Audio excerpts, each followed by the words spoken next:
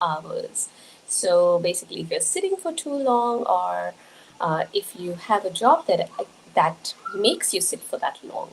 All right. So before I go further, let me introduce myself to those who don't know me. My name is Swati. I'm an executive power coach. So what that means is I help executives achieve that dynamic posture, that power posture, so that they have the capacity to walk into a room and own it. So basically, they have that magnetic dynamic persona around them. And I don't just talk about it, I actually help you achieve it. So, going back to our topic for today, which is why do you need to move if during your long work hours. Now, basically, human bodies are not made to be in a static posture. We were meant to move ever so often. Now, why is it so? Is okay. Before I go into that, let me just tell you. During my years of practice, I have actually seen um, a wide section of the society that has problems due to static postures, right? For sitting too long, standing too long. So today I'm going to talk about sitting too long. But most of the people, the majority of this population is made up of people who go to office 9 to 5, sitting at a desk, or maybe even longer, right? Sometimes work just doesn't finish at 5; it can stretch for longer. So basically, these are the people that I'm thinking about when I talk about sitting for long hours, but it can be applicable to many of you as well. So basically, what happens is you sit at your job. 9 o'clock, you get to office. You're sitting till say 5 o'clock. You probably got up for a lunch break and a coffee break, and then you sat in your public transport or your car or your taxi, came home, sat down for dinner to watch TV or Netflix, went to bed, got up in the morning, same routine over and over and over again. Maybe a little different on the weekend, right? So, what is happening here is there is a lot and lot of sitting that's happening. So, when this goes on in a repeat mode, sorry, I'm looking at my notes, there's something, yeah. So, yeah, I was thinking about the reason why we were doing this, but I'll go back to that. So, when you're doing this on a repeat mode, it feels really normal because that's the lifestyle nowadays. However, it is not normal as per what our bodies were designed for. Okay, so there is research out there. If you guys want, I can send you the details. Let me know if you need it. There is research out there that says when you're sitting for about 20 minutes, till up to about 20 minutes, it's okay. Your spine can take that load and it can still manage. But after 20 minutes, your spine starts to feel the stress. So if you have pre-existing back problems or even back pain or neck pain, basically any spinal issues or any aches and pains in the body, you're probably more susceptible. However, after 20 minutes is when your body starts to feel the strain of not having to move. That's why I always tell people, please move every 15 to 20 minutes. When you say 15, it does stretch to 20, right? So make that a mantra. Try and move every 20 minutes. Now, why is movement important? Apart from that strain on the spine, which is a topic for another day, I wanted to give you a general overview. I mean, like, there are lots and lots of things that go not so right or wrong when you don't move. However, the main two considerations that we're going to see today is first is your bones, right? So, what happens with your bones? If, say, you don't stand up and walk, now it will not happen in one day, but we are talking about years and years of this stagnant, sedentary posture. Okay, so sitting posture. So what will happen is when you stand, okay, what will happen if you stand up and move around? The bones are made up of calcium mainly. So when we walk around, there's more stimulus for those calcium to be deposited into the bone. This calcium is coming from your food, all your nutrition, etc.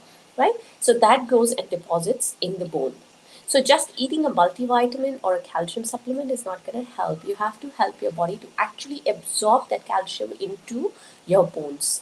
Okay, so that happens only when you bear the weight of your body on your feet. So that weight bearing is the stimulus that kickstarts that deposition of calcium within your bones. Okay, so as we age, our calcium content goes down, the bone density rather goes down, also known as osteoporosis. And osteopenia is a term that's used for like earlier stages of osteoporosis. So we know that as we age, this is probably going to happen to us. Then why not just move now and try and get that best start off for your, well, old age, right? So that is one thing. The other thing is people talk about obviously cardiovascular implications of movement, and you know how British Heart Foundation, they came up with a study saying we can reduce the risk of heart attacks if you're moving, etc., etc. We know that. There was one interesting thing I came across a few days ago, which was if we move around, what happens is our brain tends to regrow. When I say regrow, we're talking about neuronal connection. So what that essentially means is you have nerves that are going from your one part of the brain to the other, and that's how they're communicating, right? So this computer sitting up here, that's how it communicates through those connections between the nerves. In medical term, we call it neuronal connections. So what happens is as we age, and dementia sets in. Now, that's later in age. However, if you look at the earlier stages of forgetfulness, etc., where your neuronal connections are sort of breaking up and you can't associate, say, a name with a face or something like that. So, if you walk, it's interesting how your brain grows those neuronal connections again. So, it's not that you're pushing away old age, it's just that you are taking care of your brain, right? So there are many other benefits, but I'm not going into that so much. Now, how do you move? You know, you got to move. There's benefits of it, but how do you move? Now, you could be somebody in a wheelchair, and you'll say, "How do I get up and move?" Right? Or you could be an athlete, right? So if you are, say, an athlete, obviously you're moving, you're training, etc.